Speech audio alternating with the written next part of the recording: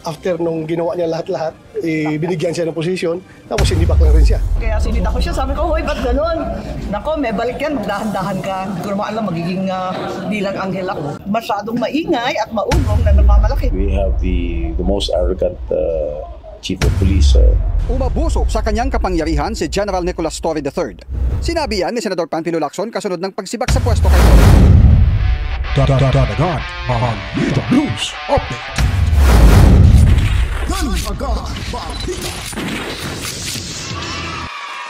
Alright, welcome back mga kabaita. Nagbabalik ko tayo dito ho sa ating munting bahay. Danagan Balita Reaction Video News Update.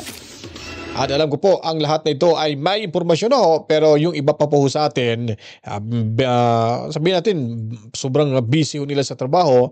So, handa pa rin ho tayo maglalahad ho ng mga totoo at komprehensibong balitaan sa gaya na lang ho sa ating pag-uusapan ho ngayon dito ho sa ating munting bahay. Dahil po, itong si Diwata Torre ay na-demote na ho talaga. Pero ang tanong ho dyan, may pagpapatuloy niya po ba yung kanyang pagiging 4-star rank mga kabalitaan? Kasi hindi po pwedeng magiging dalawa ho yung hahawak sa 4-star rank mga kabalitaan. Kasi nga po sa PNP or sa kabuuan, isa lang ho talagang merong ranggong ganon mga kabalitaan. Kasi nga si Police Lieutenant General Jose Melencio Nartates Jr.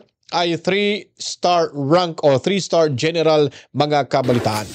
So ibig sabihin nun, klarong-klaro, mga ilang oras siguro, mga ilang araw, maririnig na ho natin sa ibang mga balita na either nag-resign o di kaya early retirement ang kinalabasan ho dito ni Torre mga kabalitaan. Di naman pwedeng hawakan niya ho ito habang buhay. Sabi din sa balita na bibigyan daw ng posisyon. Malamang, baka nga po mga kabalitaan, ito ay mapupunta ho sa National Bureau of Investigation mga kabalitaan. Demoted, ang sobrang hambog at sobra talagang kapal ng mukha nitong si Diwata. Ayon pa nga mga kabalitaan ni Senador Jingo Estrada, itong si Diwata Torre ang the most arrogant PNP chief in the history ho sa ating bansa mga kabalitaan. Para maintindihan ho natin ang lahat mga kabalitaan, ito, panoorin muna natin yung balita mula ho sa UNTV News and Rescue. Ano ang ibinigay na mabigat na dahilan ni DILG Secretary John Vic Remulla na posibleng nagawa ni General Torre kaya ito inalis sa pwesto? Magandang hapon sa iyo, Jun. Walang nilabag na batas, walang kasong administratibo, wala ding kasong kriminal. Itong si dating PNP Chief Police General Nicolas Torre III. Yan ang nilinaw nitong si DILG Secretary John Vic Remulla kung kaya't natanggal sa pwesto itong si General Torre. Ikinagulat ng marami ang tila bigla ang pagkakaalis sa pwesto ni Philippine National Police Chief Police General Nicolas Torre III. Agad namang kinumpirma ni Interior and Local Government Secretary John Vic Remulla na epektibo pa kahapon August 25 ang relief order. Walang ibinigay na dahilan si Secretary Remulla liban sa pagsasabing nasa kapangyarihan ng Pangulo kung magdesisyon man itong alisin o palitan sa pwesto ang Chief PNP. He has not been charged with any administrative case. He has not been charged with any criminal case. But he is a presidential appointee who serves at the pleasure of the President, and the President has made the decision to go in another direction. Ayon kay Secretary Remulla, bagamat mahirap para sa Pangulo ang naging desisyon, kailangan aniyang alisin si General Torre sa pwesto para magtuloy-tuloy ang programang nais ng Pangulo. Nais umano ng Pangulo na matiyak na iisang direksyon lang ang national security apparatus ng pamahalaan. Dapat din aniyang magandang relasyon ng National Police Commission o NAPOLCOM at ng Philippine National Police at dapat ay nasusunod ang batas. Precisely because we are a country of laws and not of men, that the institutions must be larger than the people who run it. And in this case, the President saw it necessary that the institution of the PNP and the NAPOLCOM be upheld as according to the spirit of the law as it was created. Itinanggi rin ni Remulla na politika o mayroon silang hindi pagkakaunawaan ni General Torre kaya't natanggal ang general sa pwesto. No, never. PNP Chief and I have always had a great relationship. We've never had disagreements, and save for the last few days about certain things. And until now, I still consider him not only as a colleague, but someone who I've gone to battle with and who I trusted big decisions of the President with. Ilang oras Oras matapos ang announcement ng pagkakaalis kay General Torre, isinagawa na rin ang Assumption of Office Ceremony kasunod ng pagtatalaga kay Lieutenant General Jose Melencio Nartates Jr. bilang officer in charge ng PNP. Si Lieutenant General Nartates sinabing itutuloy ang 5-minute response na programa ni General Torre laban sa krimen. We should respond to any distress call or call for help from our community. Yan naman ay part ng ating managing police operations. Ang ating dati alam sipat yan eh. And then managing police operations and enhance natin. It is about patrolling and investigation. Proactive and reactive. Ngayon, about the response is nandito na tayo sa proactive pa lang.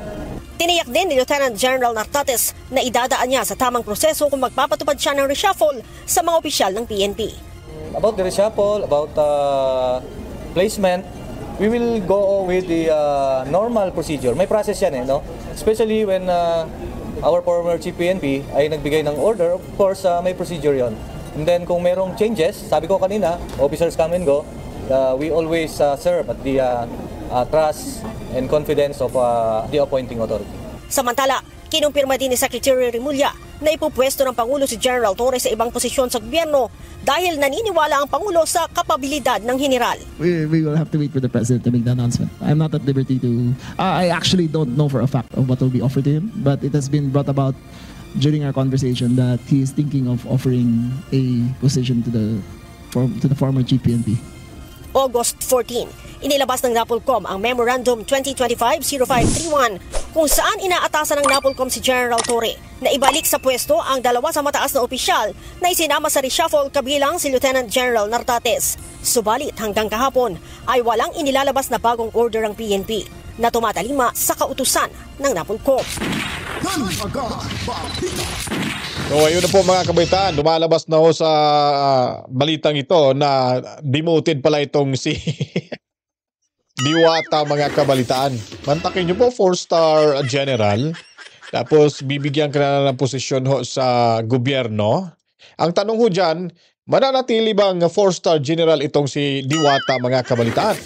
Kasi pag OIC ho ngayon, itong si Nartates, dapat magiging 4-star general ho ito. Hindi niya po makukuha yung 4-star general o yung 4-star na rank kung hindi ho bababa sa pwesto at bibitawan niya yung ranggo ni Diwata Torre mga kabalitaan. So, ewan ko lang paanong gagawin ho nila dito. Malamang, ang mangyayari lamang ho dito mga kapitan, posibleng mag-resign ho, early retirement ho itong si Diwata Torre. At kailangan ho talaga isa lang ho ang magkakaroon ho ng 4-star mga kabaitaan para magiging hepe ho ng ating pambansang pulisya.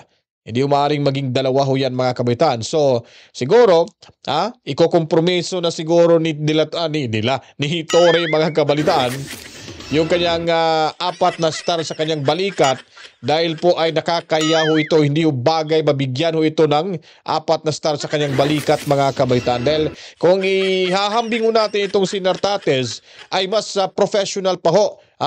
Titignan itong si Nartates kumpara ho kay Diwata Torre. Parang parang bagay ho ni Diwata Torre na magtinda na lang ho ng lechon manok o di kaya ng crispy chicken ni Diwata mga kabalitaan. Kung makikita mo, pag nagsasalita si Torre, si Diwata, ay pangiti-ngiti ho. Parang hindi normal ho yung ngiti ho niya mga kabalitaan. Patawa-tawa, akala mo walang problema yung bansa. Itong si Nartates, pag nagsalita, seryoso ho, may punto ho talaga, straight to the point mga kabalitaan. Dahil nga po, siguro, sabi ng karamihan, lumaki ho ang ulo nitong si Diwata Torre mga kabalitaan. So ngayon, itong si General Bato de la Rosa ay nagsasabi ho mga kabitan na ay posible ho talagang matatanggal ho itong si Diwata Torre mga kabalitaan. Posibleng meron din itong nasasagasaan kaya bigla ho itong natanggal bilang PNP chief mga kabalitaan. Ito po ang naging payag dito ni Senador Bato de la Rosa. Kay Pastor Apollo Kibuloy at kay President Duterte.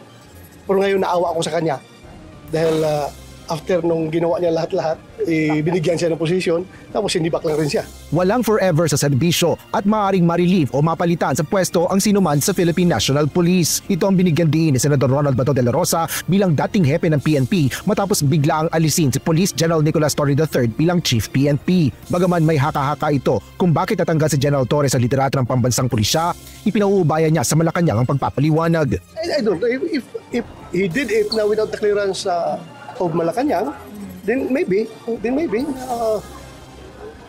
meron siyang nasagasaan. Oo. Because as I have said during my time, nag-clear ako sa Malacanang na provinsan, mabilisan ang kailangan aksyonan kaagad.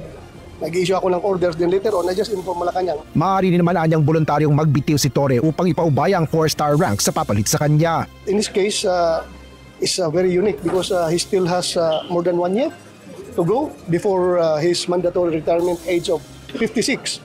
So nasa kanya yan if he doesn't give up his rank, his 4-star rank, ay pwedeng ang Chief PNP or yung magiging acting Chief PNP will be holding a 3-star rank only. Kaugnay naman ang pagpapanatili ng moral ng mga pulis, sinabi ni Senador Bato na sanay na ang PNP sa pagpapalit ng kanilang liderato. Kumpiyansa rin ang mambabata sa bagong PNP Chief na si Police Lieutenant General Jose Melencio Nartates Jr. Para naman kay Senador Panfilo Ping Lacson na dati ring nagsilbi bilang PNP Chief, lumagpas sa kanyang hawak na otoridad si General Torre. Ito ay matapos anyang mag-isang palitan ni Torre ang kanyang second in command sa PNP na si Nartates. Paliwanag ni Senator Lacson, may normal na proseso ang pagtatalaga at pagpapalit sa pwesto ng mga miyembro ng PNP Command Group. Aniya, dapat dumaan ito sa Pangulo ng Bansa o sa ex-officio chairman ng National Police Commission o NAPOLCOM at ang Secretary of the Interior and Local Government.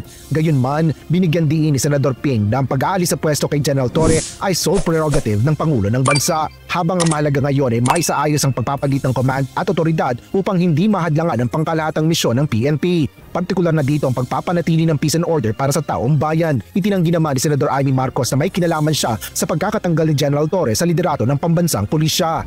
Ang pagkaalam ko na demote si Nartates at yung pang general na Ilocano, nagdadaing kung bakit daw nangyari yun. Kaya sinita ko siya, sabi ko, hoy, ba't ganun? Nako, may balik yan, dahan-dahan ka. Hindi ko naman alam, magiging bilang anghel ako.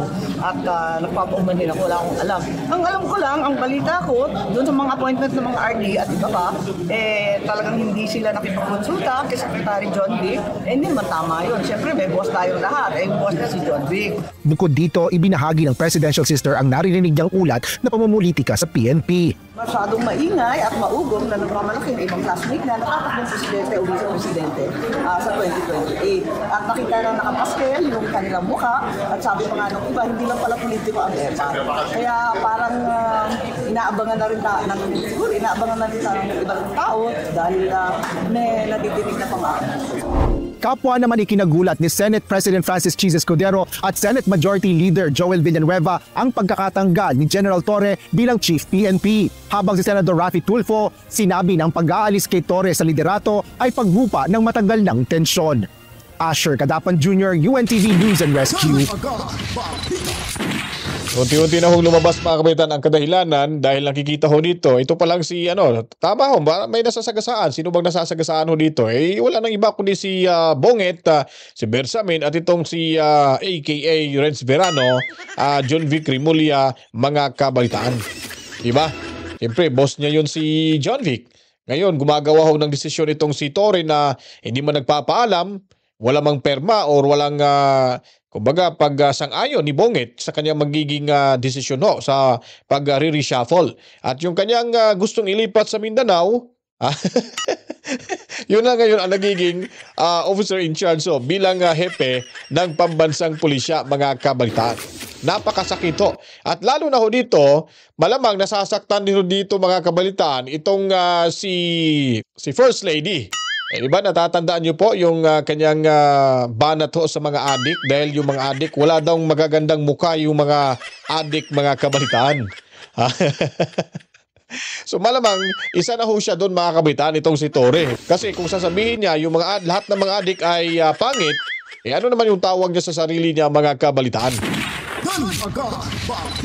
Ngayon, itong pagsibak ho mga kabitan kay Torre, instant karma ho ito para kay Torre, mga kabalitaan.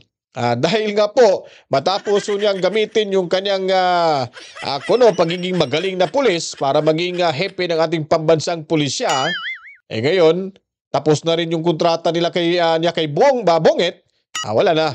Parang trapo, parang pamunas mga kabalitaan, no? Nung dugyot na, ay bigla na lang itinapon ni Bonget mga kabalitaan.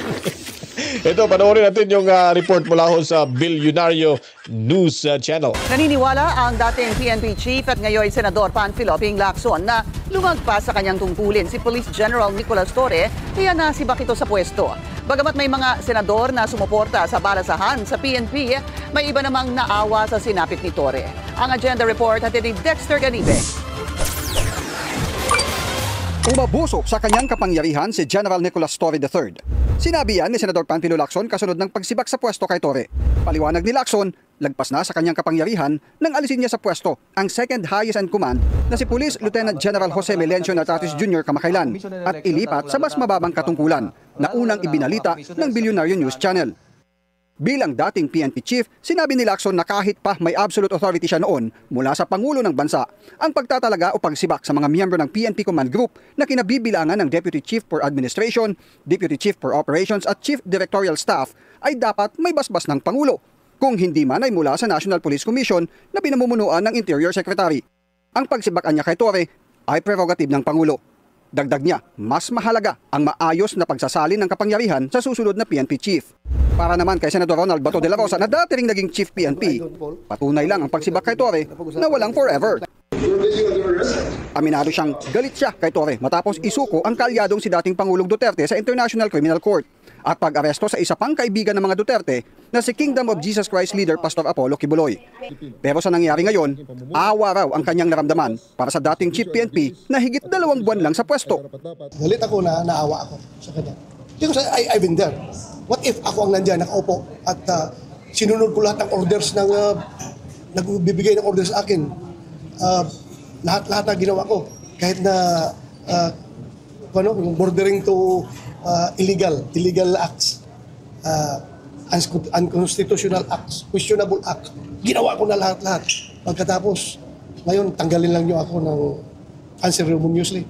Matatandaang maging si Senate President Pro Tempore Jinggoy Estrada ay nagbitiw ng pahayag laban kay Torre noon. When he was appointed as Chief PNP, sinabi ko na we have the most arrogant Chief of Police in the police force. Siguro, I really do not know the reason behind his relief, but I think the President knows best. I trust that this decision was made with the best interest of the Filipino people in mind.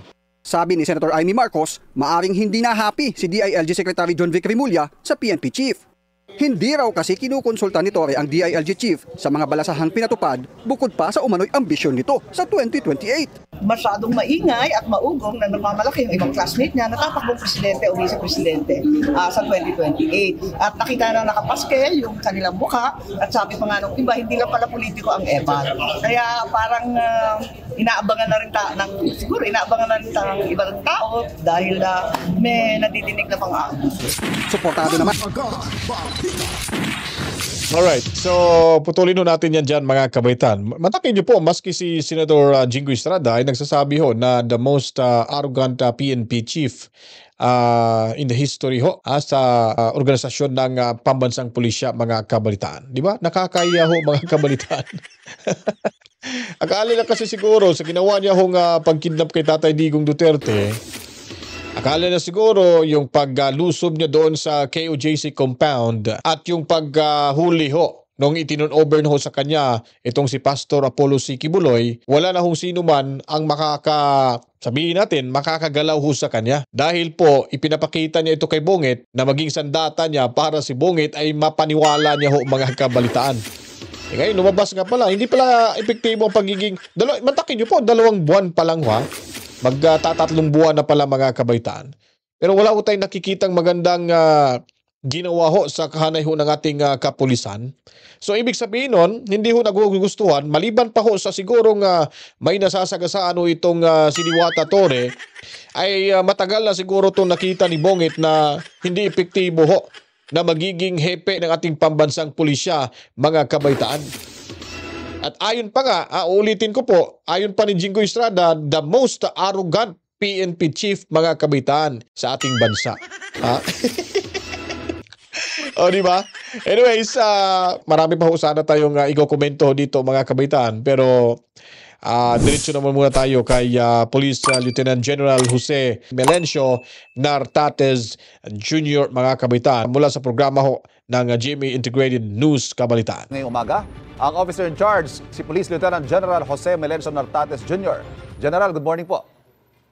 Good morning, Ivan, at sa mga tagapakinig natin, magandang umaga. Kasama rin po natin si Mariz Umali. Morning, sir. Sir, what will be your... ano po ang schedule nyo ngayon? What will be your first act as officer in charge of the Philippine National Police? Well, I will discharge my orders at gagawin ko po, gampanan ko po ang trabaho ng isang pinuno ng Philippine National Police. Of course, nandyan po ang mga commanders natin. Open po ang ating communication sa kanila. I have an open door policy to them, especially sa ating mga commanders and all of personnel na gusto makapulong ang PNP. At meron po tayong staff, and I will occupy and I will go to my office and give the necessary instruction, especially to my personal staff tsaka opisina po. So kailangan natin na paandarin na yan to give, revisahin, magbigay ng instruction, and to guide the Philippine National Police. May mga special instructions po ba kayo na bibitawan ngayong araw, sir? Meron po yan. As I proceed, normal po. Ang naging posisyon ko po noong mga nakaraang taon at sa 35 years, more than 35 years in the PNP, or 34 years in the PNP. Ay pagsasama-samahin ko lang yon kung ano yung mga effective na nangyari noon at kung ano rin ang mga effective na nakita ko sa mga predecessors at the same time sa mga kasama kong opisyal, ay gagawin po natin yan. Sir, if I may backtrack a bit, kasi marami pa rin mga tanong surrounding this change in leadership, marami ho yung nagulat. Isa po sa mga usap-usapan kaya po sinibak si General Torre ay dahil daw sa balasahan sa PNP, kamakailan kung kailan ililipat niya po kayo sa Western Mindanao. Ano ho naging reaksyon niyo dito? Nakareceive po tayo ng order na pumalit kay Chief PNP Torre. Kaya we just follow orders. Nasa chain of command po yan. Mayroon po tayong appointment order. Yes. And the assumption and or turnover proceeded. But up until this order came out, sir, kumusta po naging relationship ninyo with then Chief PNP Torre? Okay naman po. Kung ano po yung programa niya, ini-implement natin at nagpupulong-pulong kami regularly. And of course, I'd served as his Deputy Chief for Administration for about 2 buwan po yun. Until I was ordered to lead and or to be the commander of the Area Police Command Western Mindanao. Ang area po niyan ay Region 12, Region 9 at Region Bar. So, mayroon pong order and so I need to go there. So you said you merely follow orders, but how would you characterize that working relationship, sir? That brief 2-month period na bali boss nyo, si PNP Chief Torre? Okay naman po. Pagka merong commander, of course, you will always subordinate. At saka kung ano po ang utos na legal ay susundin. So, panghuli po, on my end, nakapag-usap na ho ba kayo? Ngayon kayo na po ang officer in charge? I mean, nagkaroon ho ba ng turnover? Nagkaroon ho ba ng conversation between the two of you? Well, the only turnover was during the ceremony yesterday. Na hindi po niya sinipot? During one assumption. Pero hindi pa kami nakapag-usap personal. Siguro ngayon, baka makakita kami sa office of the Chief PNP. Makakita kami doon. Okay. Sir, si Mariz may tanong din po sa inyo. Good morning, General. Good morning, Maris. Una po sa lahat, of course, hindi naman po natin maikakaila na talagang mabango yung pangalan ni General Torre. No? Bago nangyari itong lahat ng ito, siya pa ay binanggit. May special mention pa siya sa sona ni Pangulong Bongbong Marcos. Kayo po ba ay naniniwala na ang tanging dahilan lang ng pagpapalit ng liderato ng PNP ay dahil dun sa dinefy niyang utos ng NAPOLCOM? Of course, ang ating appointing authority ay napakaraming impormasyon na makukuha in making a executive decision, and we fully abide dun sa decision and or orders ng ating Chief Executive, si Pangulong BBM, at tayo po ay parating nandyan na susunod. And of course, nasa kanya po yung decision. So, ibig sabihin, naniniwala kayo na may mas malalim pang dahilan. Kasi nung kayo po ay tinawagan para humalili na kay General Torre, may binanggit po ba sa inyong dahilan kung ano yon, kung bakit kayo ang ipapalit na agad? Pagkatapos nung utos ni General Torre na kahit na kayo yung number 2 man na sa PNP, nilipat kayo sa Mindanao, nireassign kayo sa Mindanao. I don't want to speculate about that circumstance. Ang circumstance po ay I was called and then I reported and they gave instructions for me to lead the PNP. Kaya po nag-turnover. And leading the PNP, isa lang po yan. We accomplish our mission and we discharge our function. Paano niyo po haharapin yung perception na may krisis sa loob ng o sa pamumuno ng Philippine National Police, lalo na tila nagkaroon nga ng ganitong kontrobersya bago po ang pagkakaupo ninyo o pagkakatalaga sa inyo dyan? Yung turnover naman po ay smooth. And so, wala po tayong nakikitang crisis. And ngayon po ay nagtawagan na po yung ating mga commanders at ini-ensure nila na yung kada opisina nila ay intact and performing their normal duty. So, I don't see any crisis in our organization. Nagkausap na po ba kayo? Otherwise, it would be a breakdown of discipline. So, wala po tayong nakikitang ganyan. Nagkausap na po ba kayo ni Pangulong Bongbong Marcos at meron po ba siyang binanggit specifically ng mga marching orders po niya sa inyo? Okay. Yung time po na nagkausap kami ng Pangulong BBM is when he ordered me to go back to Manila and magkaroon po ng changes and ensure na kampanan ng trabaho and the SILG will relay everything. General, nung inassign po. So, yun po mga kabalitaan, no? Tingin ko po dito mga kabalitaan, siguro matagal na siguro sa loob ng 3 buwan na panunungkulan bilang hepe ho ni Diwata sa pambansang pulisya, ay marami na ho sigurong nagrereklamo ho dito na mga kasamahan ho nito mga kabalitaan doon kay Bongit. No? Baka sinabi lang ni Bongit dito, hayaan nyo lang, pagbigyan muna natin kasi bago pa ho itong umupo bilang hepe. Obserbahan ho natin kung hindi ho siya magbabago based sa inyong observation, gagawa na ho natin ng action. O kung mas makakita ho tayo ng na mas malalim pang rason na kailangan ho natin siyang i-demote, well, gagawin ho natin yan mga kabalitaan. Di ba? So, yung pagiging arugante nito mga kabalitaan, ayon pa kay Senador Jinggoy Estrada, siguro base ho ito sa kanyang pinapakitang kilos ho, base sa kanyang pagkatao, lalo na itong kumagat ho ito sa pagsabi ho ng parang gustong suntukin ni Basti Duterte itong si Diwata, dahil nakikita na ho siguro nila na hindi na ho talaga ito karespe-respeto. Wala na ho ito ng respeto si Bongit itong si kay Diwata.